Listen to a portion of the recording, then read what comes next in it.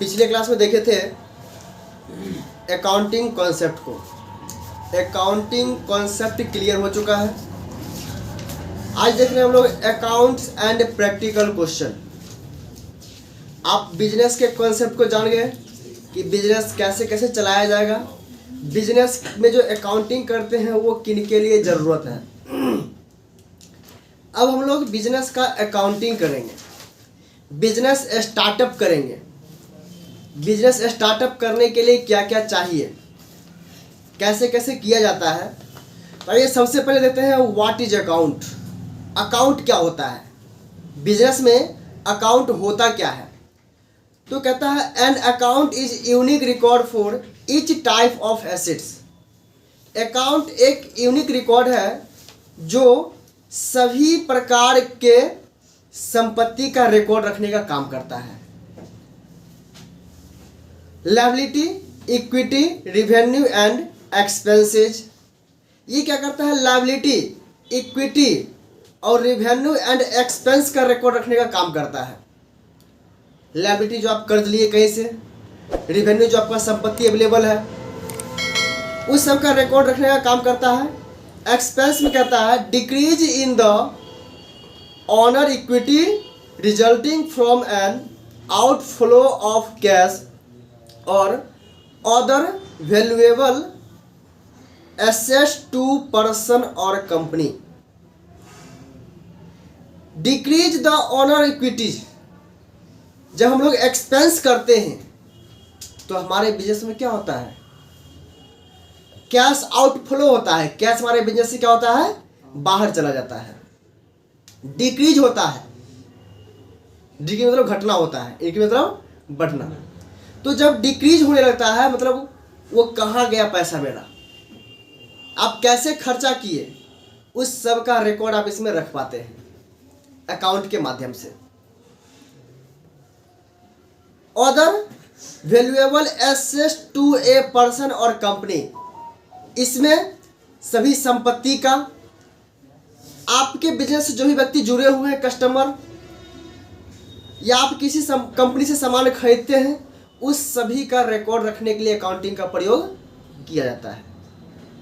अब अकाउंटिंग दो प्रकार के होते थे, पहला मैनुअल अकाउंटिंग और दूसरा कंप्यूटराइज अकाउंटिंग। अकाउंटिंग जो है दो प्रकार से किए जाते हैं। मैनुअल जो हस्तलिखित हो गया, मैनुअल मेथड, जिसमें पेन और पेपर की आवश्यकता होती है, और दूसरा कंप्यूटराइज अकाउंटिंग। कंप्यूटराइज अकाउंटिंग करने के लिए जो आप मैनुअल कर रहे हैं उसी को आप कंप्यूटर पे एंट्री करेंगे। इसके लिए आपको कंप्यूटर चाहिए, सॉफ्टवेयर चाहिए, यदि अकाउंटिंग ऑनलाइन है तो इंटरनेट भी चाहिए। तो कंप्यूटराइज अकाउंटिंग हम लोग करेंगे तो मैनुअल से ही कंप्यूटराइज बनेगा। जब तक आप मैनुअल नहीं करेंगे कंप्यूटराइज नहीं होगा वो। इसमें देखेंगे कि मैनुअल अकाउंटिंग और कंप्यूटराइज अकाउंटिंग करने के लिए कितने अकाउंट हैं कॉमर्स में, अकाउंट कितने प्रकार के होते हैं। यहाँ पर देखेंगे लोग सबसे पहले 3 अकाउंट होते हैं, पर्सनल, रियल और नॉमिनल। तो देखते हैं कि मैनुअल अकाउंटिंग में क्या होता है और कंप्यूटराइज अकाउंटिंग में क्या होता है, इसी को देखते हैं। कहता है what is manual accounting, A business has the option of using A manual accounting system. एक बिजनेस चलाने का एकमात्र तरीका है manual accounting system. Manual accounting जो है वो एक बिजनेस चलाने का ये इम्पोर्टेंट सिस्टम है, तरीका है। Keeping their financial record by hand, जिसमें फाइनेंशियल रिकॉर्ड को हाथ के द्वारा लिख करके रखा जाता है। कीप मतलब रखने के लिए होता है। तो देख लिए कि रिकॉर्ड जो रखा जाता है हाथ से लिख करके रखा जाता है। अब कहता है a business also has the option of using a computerise accounting system. इसी चीज को एक और ऑप्शन आपके पास अवेलेबल है जो कंप्यूटराइज करके रख सकते हैं आप। Keeping their financial record with the aid of a computer and software package. यदि आप कंप्यूटराइज अकाउंटिंग करना चाहेंगे तो उसके लिए आपको कंप्यूटर और कंप्यूटर का सॉफ्टवेयर पैकेज चाहिए। This lesson focus on A manual accounting system. और इस लेसन में हम लोग देख रहे हैं मैनुअल अकाउंटिंग सिस्टम को। अगला है कंप्यूटराइज अकाउंटिंग सिस्टम। ये कैसे काम करता है? कहता है व्हाट इज कंप्यूटराइज अकाउंटिंग। कहता है कंप्यूटराइज्ड अकाउंटिंग सिस्टम और software program are that are stored on a company's computer. यानी कि हम लोग जो काम करेंगे कंप्यूटर में, जो अकाउंटिंग करेंगे, उसके लिए हमें कंप्यूटर चाहिए और कंप्यूटर में सॉफ्टवेयर प्रोग्राम में वो सारा स्टोर रहते हैं। जैसे आप कोई डॉक्यूमेंट MS वर्ड में या एक्सेल में बनाए तो सिस्टम आप स्टोर रखते हैं, सेव करते हैं। इसी प्रकार से आप कंपनी में जो भी एक्टिविटी करेंगे, चाहे वो कोई भी कंपनी हो, बैंक भी एक कंपनी ही है, बैंक भी एक बिजनेस ही है, तो बैंक में क्या क्या ट्रांजैक्शन होता है वो उसके सॉफ्टवेयर में सब लोड रहता है, ऐड रहता है, सेव किया रहता है। आप जितना भी काम कर रहे हैं अभी, हर एक काम सॉफ्टवेयर के माध्यम से ही कर रहे हैं। आप मोबाइल फोन में नंबर सेव करके रखे हुए हैं, ये भी सॉफ्टवेयर पर ही नंबर सेव है। 2008, 10, 12 में छोटा वाला फोन था, उस फोन में एक सिम लगा हुआ होता था, उस सिम के अंदर 250 नंबर सेव होते थे मैक्सिमम। अभी भी यदि आप सिम में सेव करते हैं तो सिम में जो स्टोरेज रहता है वो मैक्सिमम 250 नंबर का रहता है। लेकिन आप गूगल पे नंबर सेव करते हैं, गूगल एक सॉफ्टवेयर है, ब्राउजिंग सॉफ्टवेयर है, उसमें नंबर सेव करते हैं, 1000, 2000, 5000 नंबर भी आप सेव कर सकते हैं। यानी कि गूगल ड्राइव का जो 15 GB आपको फ्री मेमोरी मिल रहा है, उस 15 GB तक में जितना नंबर सेव हो जाए, जितना डॉक्यूमेंट रह जाए उसमें आप रख सकते हैं। लेकिन पहले जो सिम हुआ करता था, अभी भी सिम जो है उसमें आप सिम में यदि सेव करेंगे तो वो सिर्फ 250 ही सेव कर पाएंगे। उसके बाद फोन में भी स्पेस हुआ करता था 250 नंबर सेव करने का, यानी कि मैक्सिमम 500 नंबर आप फोन में रख सकते थे। अभी ऐसा कोई कोई फोन देखते हैं जिसमें 2-2 हजार नंबर सेव रहता है उसमें। तो ये देखें, कंप्यूटर में हम कोई भी अकाउंटिंग करेंगे तो उसके लिए सॉफ्टवेयर चाहिए, software package.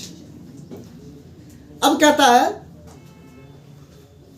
New network server और remotely access via the internet. कहता है नेटवर्क के माध्यम से, सर्वर के माध्यम से इंटरनेट जो चलाया जाता है उस पर भी सॉफ्टवेयर रहता है। अब जैसे बैंक एक बड़ा SBI का यहाँ इसका हेड ब्रांच मुंबई में है, अब वहां से कोई भी एक्सेस हुआ तो काम वहां हुआ, पैसा खाता पे वहां डाला और आपको मिनटों में यहाँ मिल जाता है। मिनटों क्या, सेकेंडों में जो ही ओके वहां हुआ आपके खाता में पैसा यहाँ तुरंत मिल जाता है। आप तो उसे विड्रॉल कर सकते हैं, ट्रांसफर मार सकते हैं। तो ये जो है सॉफ्टवेयर के माध्यम से संभव हो सका है।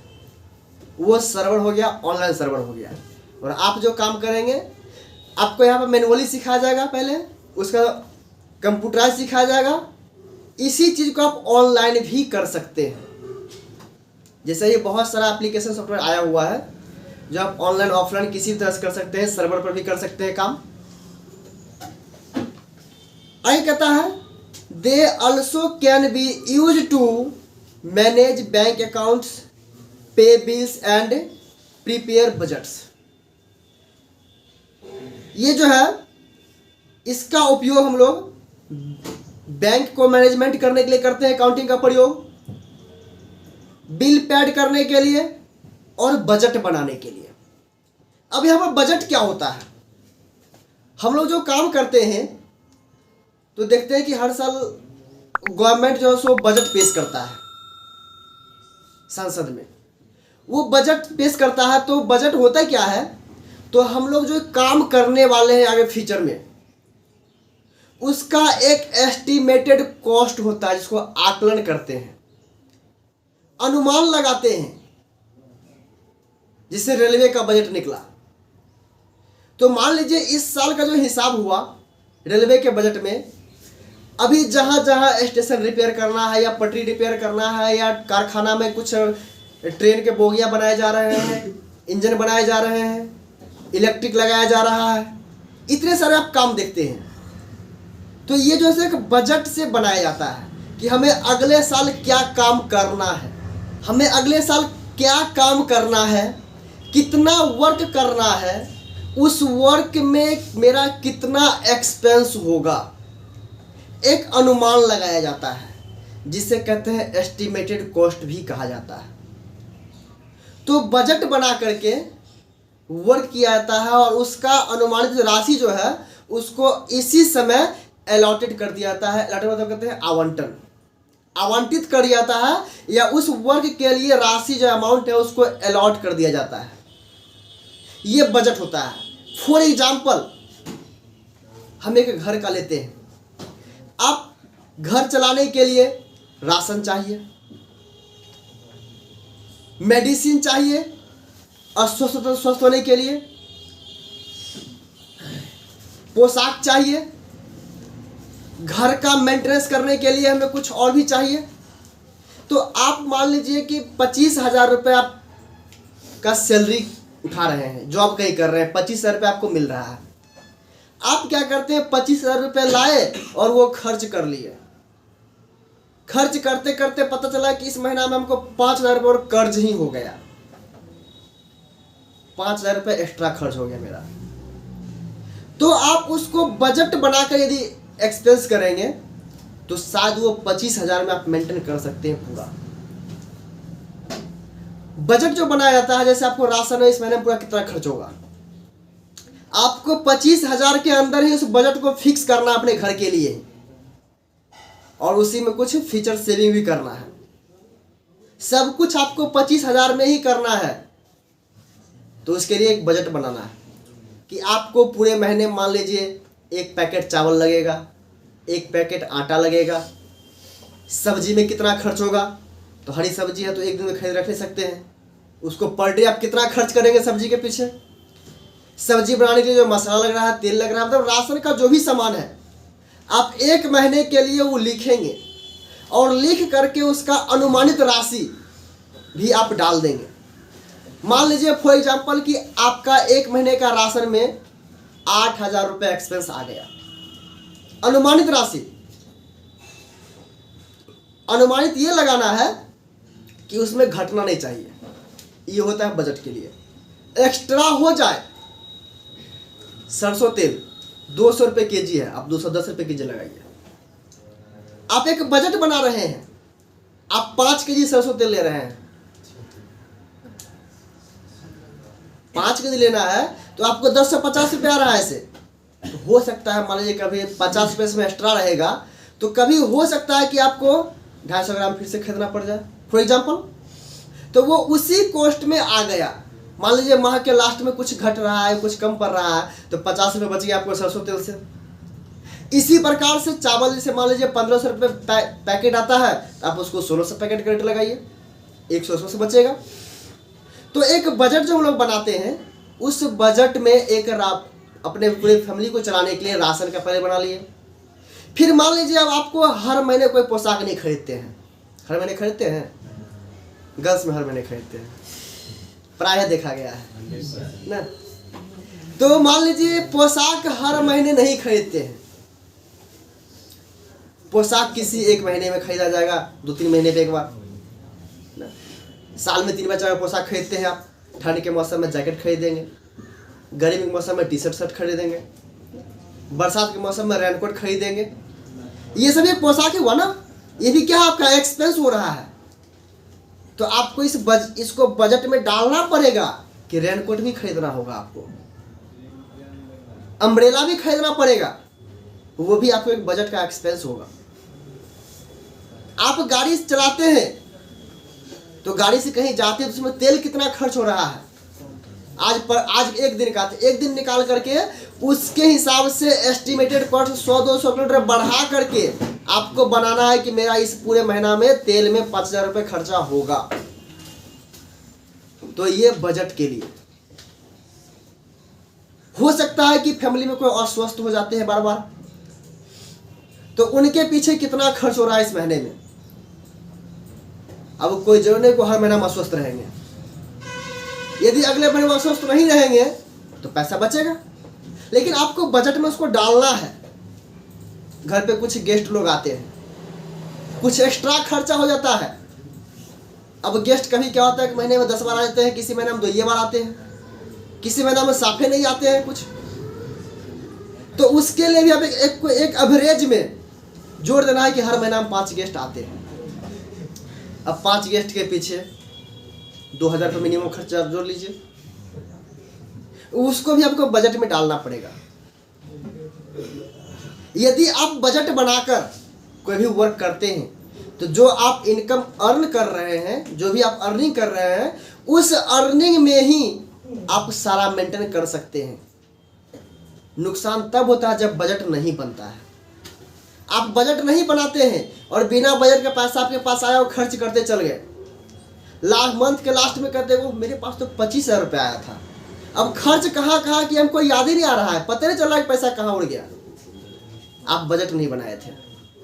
आपको खर्च कहाँ करना था, आप बजट नहीं बनाए। यदि बजट बना भी लिए तो आप उस पैसा को कहाँ खर्च किए ये भी आप रिकॉर्ड नहीं रखें। जो पैसा कहाँ चल गया आपको पता नहीं चल पा रहा है। तो कोई भी वर्क करने के लिए यदि अकाउंटिंग करते हैं तो आपको बजट बनाना पड़ेगा। चाहे घर चलाने के लिए जो भी खर्च होता है उसमें आप जब बजट बना के चलते हैं तो आपका सारा चीज मेंटेन, आप जो अर्निंग कर रहे हैं उसी में हो जाएगा। अब किसी महीना में हो सकता है कि हर महीना के एवरेज हम 5 गेस्ट कर लिए हैं, किसी महीना में 20 गेस्ट आ गए, ये भी हो सकता है ना। आप कोई फंक्शन किए, वहाँ पर गेस्ट आ गए एक्स्ट्रा, उसमें एक्स्ट्रा एक्सपेंस हो गया मेरा, तो उसको ही बजट से हम लोग मेंटेन कर सकते हैं। तो बजट जो बनाया जाता है वो एक एस्टिमेटेड कॉस्ट होता है, अनुमानित लागत, इसे अनुमानित लागत भी कहा जाता है। ये बजट हो गया। तो हम लोग कोई भी काम करते हैं तो उसको बजट को भी आप इसमें बना सकते हैं। तो बजट कैसे बनाया जाएगा ये चीज भी इसमें सीखना है आपको। बजट में क्या क्या हमको लिखना है, बजट कैसे बनाना है, बजट होता क्या है ये तो आप देख लिए, बजट क्या होता है ये देख लिए। अब बजट में क्या क्या हमको लिखना होता है ये भी शॉर्ट में बताए हैं। फुल एक्सपेंस हम लोग बजट बनाएंगे, बजट लिखेंगे, तब उस चीज को देखेंगे कि बजट में क्या क्या होता है, क्या क्या हमें लिखना है। उसमें आप यदि उसमें हम एक सुई भी खरीदते हैं तो उसको भी बजट में डालना पड़ेगा। आपका एस्टिमेटेड कॉस्ट हो गया, अनुमानित लागत, जो आपको अनुमान है कि इस महीने में इतना खर्च होगा। अब जिस महीने में बजट से कम खर्च हुआ, जिस महीने में बजट से कम खर्च हुआ तो उस महीने में आप प्रॉफिट में है, और जिस महीने में बजट से अधिक खर्च हुआ उस महीने में क्या है, लॉस में है। कभी आप सुनते हुए कहता है कि रेलवे घाटा में चल रहा है, बैंक को इतना करोड़ घाटा लग गया 1 साल में, तो क्या हो, बजट से ज्यादा एक्सपेंस हो गया। अब बैंक चलाने के लिए फॉर एग्जाम्पल मान लीजिए अपना कोचिंग चलाने के लिए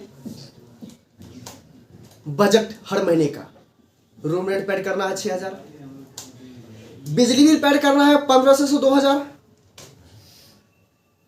मिनिमम 1,500 और मैक्सिमम 2,000 बिजली बिल पेड करना है।